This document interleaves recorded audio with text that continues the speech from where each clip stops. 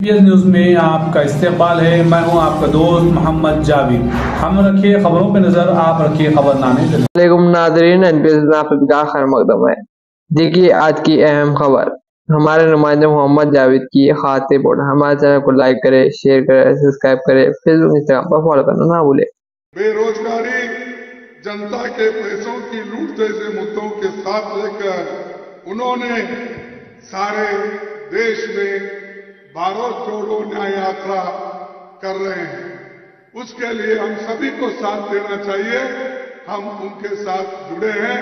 मैं खुद 2-3 जगह जाके आया हूं और वैसा ही हमारे जो वेणुगोपाल है उन्होंने भी उसमें साथ जुड़े हुए।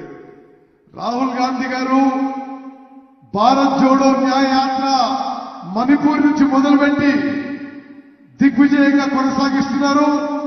భారతదేశంలో మంచి జరగాలని, ధరలు తగ్గాలని, సామాజిక న్యాయం ఉండాలని, అందరూ బాగుండాలని రాహుల్ గాంధీ గారు భారత్ జోడో న్యాయ యాత్ర చేస్తున్నారు.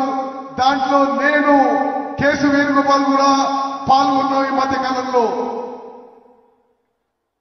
भाइयों, ये जो राहुल गांधी जी की मेहनत है, ये पूरे देश के युवाओं के लिए है।